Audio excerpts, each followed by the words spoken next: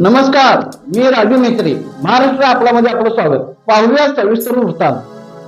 इचलकरंजी प्रभाग क्रमांक 5 मधील आदर्श झोपडपट्टीचे आदर्श कॉलनी म्हणून नामांकनाची आमदार डॉक्टर राहुल आवाडे यांनी घोषणा करून बोर्डाचे उद्घाटन करण्यात आले. यावेळी प्रभाग क्रमांक 5 चे भाजपचे उमेदवार सुनील पाटील, सतीश मुळीक, माजी नगरसेवक जहांगीर पटेकरी, सुनील पवार यांच्यासह अनेक मान्यवर यांच्यासह माता भगिनी मोठ्या संख्येने उपस्थित होते. या नामांकनाबरोबरच प्रभाग क्रमांक 5 मधील अनेक समस्या आहेत त्या आमदार डॉक्टर राहुल आवाडे व उमेदवारांचे समोर या भागातील नागरिकांनी समस्या मांडल्या. यावेळी आमदार डॉक्टर राहुल आवाडे यांच्यासह उमेदवार सुनील पाटील, सतीश मुळीक, माजी नगरसेवक जहांगीर पटेकरी, सुनील पवार यांनी नागरिकांच्या समस्या दूर करण्याचे आश्वासन दिले. 40 फुटावर पाणी मोटर लावताय ना? पाणी बारीक आता आहे. तुम्ही आता 10-15 दिवस गावात आहे. 20 दिवसात तुम्ही मोटर लावायनी 4थ्या मंडळावर पाणी येणार. माझं इलेक्शन झाल्यावर ठाकरे चौकात उकरायला, इलेक्शन झाल्यावर 24 तासात उकरायला होणार.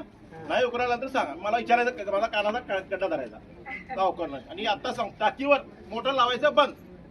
बस लवकरात लवकर बंच केबलचं काम पेंडिंग आहे. बंच केबल घेऊन मी ते बंच केबलचे काम ते सुद्धा करून देतो.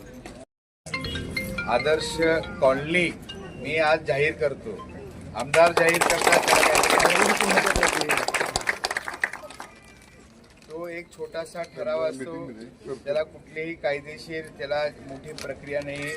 म्हणून आदर्श कॉलनी ही आज आपल्या या परिसराचं नाव या ठिकाणी येणाऱ्या परिसरामध्ये प्रत्येक ठिकाणी मग शासकीय दप्तरी सुद्धा झोपडपट्टी काढून कॉलनी करायची जबाबदारी ही माझी स्वतःची त्या ठिकाणी असेल.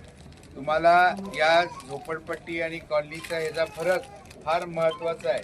तुम्हाला एखादं कर्ज घ्यायचं असेल, मोबाईल घ्यायचा असेल, एखाद्या कुठल्या गाडीचं प्रकरण करायचं असेल, त्याच्यावरती गाडीची आपल्या आधार कार्डावरचा पत्ता जर आपल्याला त्या ठिकाणी झोपडपट्टी म्हणून उल्लेख असेल तर त्याच्यामध्ये बऱ्याच कंपन्या पाठीमागे सरकतात आणि तुम्हाला बरीच अडचणी येतात. याची पूर्ण कल्पना माझ्यासारख्या कार्यकर्त्याला आहे.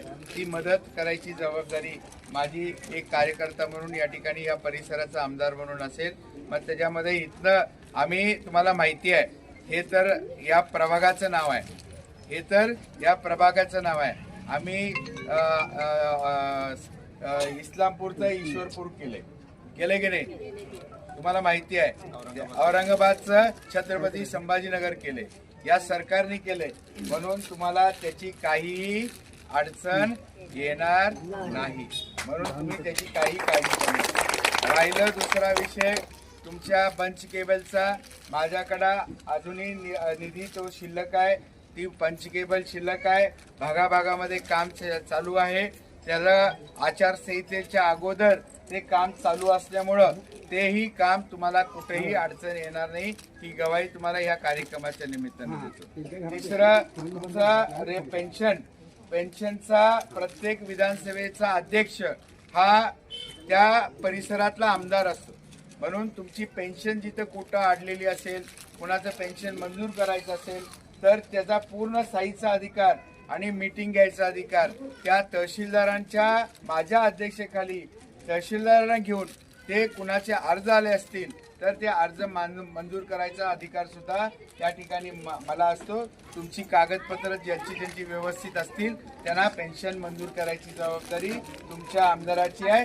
तुम्हीच मला त्या ठिकाणी निवडून दिलाय. तुम्हीच मला फार मोठ्या मताधिक्याने त्या ठिकाणी निवडून दिल्यामुळं मी तीही जबाबदारी घेतो.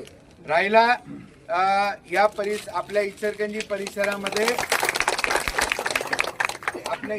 परिसरात इष्टांक म्हणजे आपले जे रेशनिंग धान्य मिळतं ते रेशनिंग धान्य बऱ्याच वर्षापासनं माझ्या विधानसभेच्या निवडणुकीपासनं त्या ठिकाणी बंद होतं. परंतु इलेक्शन झाल्या पहिलं काम मी कुठलं केलं असेल तर इचलकरंजी परिसरामध्ये 15,000 इष्टांक आणून रेशन कार्डवरचं धान्य उपलब्ध करून द्यायचं कार्य माझ्याकडनं या परिसरामध्ये त्या ठिकाणी झालंय. ते जहांगीरताई आमच्या या ठिकाणी या निवडणुकीला राहिले. हे ना ताकद द्या. तुमचा कुठलाही काम त्या ठिकाणी पेंडिंग पडणार नाही ही गवाही या परिसराचा आमदार म्हणून मी या ठिकाणी तुम्हाला देतो. मी काही काळजी करून द्यावा अशी मागणी होती आमची आणि ती मागणी आमची मान्य केल्यात चारही उमेदवारांनी आणि परत आपले राहुल साहेब आवडेनी पण की त्यांना एवढं मनापासून धन्यवाद म्हणायचं आहे की जे आमच्या मागण्या बरेच वर्ष ही मान्य झाली आणि बरेच वर्ष आमच्या झोपडपट्टी जी होती ती कॉलनी झाली नाही, परंतु ह्या टायमाला आम्ही केलो. त्यामुळे आमच्या महिलांचं पण मी मनापासून आभार मानते. काय माझ्या महिला एक संमतीनं माझ्या महिला राहिल्या, त्यामुळे माझ्या महिलांना सगळ्यांनी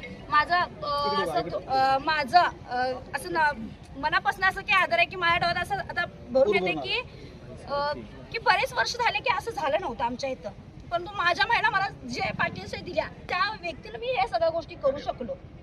जर माझ्या महिला माझ्या पाठीमध्ये नसल्यास त्या तर मी काही करू शकलो नसतो.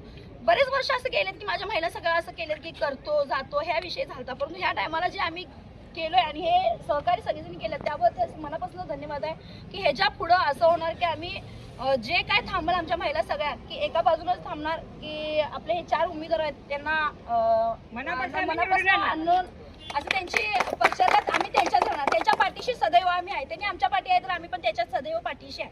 भावना आमदार करून द्यावा अशी मागणी होती आमची आणि ती मागणी आमची मान्य केल्यात चारही उमेदवारांनी आणि परत आपले राहुल साहेब आवडेनी पण की त्यांना एवढं मनापासून धन्यवाद म्हणायचं आहे की जे आमच्या मागण्या बरेच वर्ष ही मान्य झाली आणि बरेच वर्ष आमच्या झोपडपट्टी जी होती ती कॉलनी झाली नाही, परंतु ह्या टायमाला आम्ही केलो. त्यामुळे आमच्या महिलांचं पण मी मनापासून आभार मानते. काय माझ्या महिला एक संमतीनं माझ्या महिला राहिल्या, त्यामुळे माझ्या महिलांना सगळ्यांनी मनापासून असं की आदर आहे की माझ्या डोळ्यात असं आता भरून येते की बरेच वर्ष झाले की असं झालं नव्हतं आमच्या इथं, परंतु माझ्या महिला मला जे पाठीशी दिल्या त्या व्यक्तीला मी हे सगळ्या गोष्टी करू शकलो. जर माझ्या महिला माझ्या पाठीमध्ये नसल्यास त्या तर मी काही करू शकलो नसतो. बरेच वर्ष असं गेलेत की माझ्या महिला सगळं असं केलेत की करतो जातो ह्या विषय झालता, परंतु ह्या टायमाला जे आम्ही केलोय आणि हे सहकारी सगळेजण केलं त्याबद्दल मनापासून धन्यवाद आहे की ह्याच्या पुढं असं होणार की आम्ही जे काय थांबलं आमच्या महिला सगळ्या की एका बाजूलाच थांबणार की आपले हे 4 उमेदवार आहेत त्यांना मनापासून आणून असं त्यांची पक्षात आम्ही त्यांच्याच राहणार, त्यांच्या पाठीशी सदैव आम्ही आहे. त्यांनी आमच्या पाठी आहे तर आम्ही पण त्याच्यात सदैव पाठीशी आहे.